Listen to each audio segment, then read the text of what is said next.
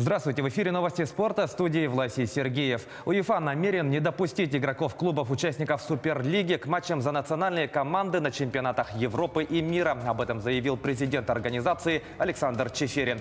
Напомним, вчера 12 европейских топ-клубов объявили о создании закрытого турнира под названием Суперлига. УЕФА и ряд футбольных федераций осудили такое решение и пригрозили командам санкциями, отметив, что данный проект нацелен исключительно на зарабатывание денег. В число участников Суперлиги в данный момент входят 12 клубов из чемпионатов Италии, Англии и Испании. Ожидается, что первый розыгрыш турнира начнется в августе.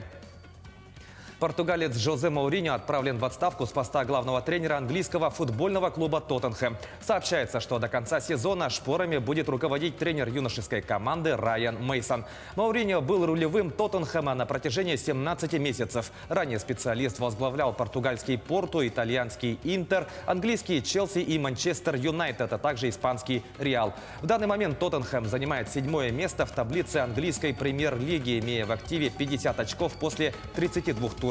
Отметим, что уже в это воскресенье команде предстоит сыграть с Манчестер Сити в финале Кубка английской лиги. Разыгрывающий защитник московского ЦСКА Майк Джеймс подписал контракт с клубом Национальной баскетбольной ассоциации «Бруклин». Соглашение с американцем рассчитано до конца сезона. Напомним, по ходу текущей кампании ЦСКА неоднократно отстранял Джеймса от игр из-за конфликтов с главным тренером команды.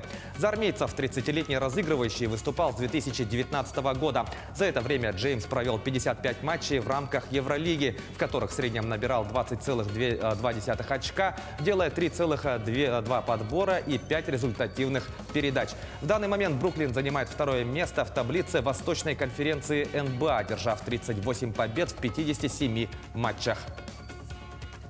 Российский вратарь Нью-Йорк Рейнджерс Игорь Шестеркин признан лучшим игроком недели в Национальной хоккейной лиге по версии Ассоциации игроков. В этот период Страж Ворот помог своей команде одержать 3 победы в 3 матчах регулярного чемпионата. Отметим, что в 2 встречах Шестеркин сохранил свои ворота в неприкосновенности, тем самым показав самую длительную серию без пропущенных голов среди вратарей-новичков Рейнджерс за последние 94 года. Его сухая серия составила 152 минуты и 37 секунд. В среднем за игру голкипер отразил более 96% бросков. В общей сложности в текущем сезоне он провел 24 матча в стартовом составе, одержав 13 побед.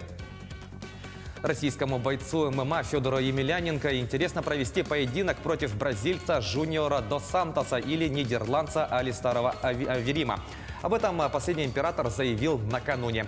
Ранее сообщалось о том, что Емельяненко может провести бой осенью на турнире Беллатор, который пройдет в России. Напомним, Федор 44 года. Он провел последний поединок в декабре 2019 года, нокаутировав американца Куинтона Джексона. Всего на счету россиянина 39 побед и 6 поражений. Еще один бой был признан несостоявшимся. Перейдем к событиям якутского спорта. Определился соперник Василия Егорова по стартовому поединку международного турнира «Кубок губернатора Санкт-Петербурга».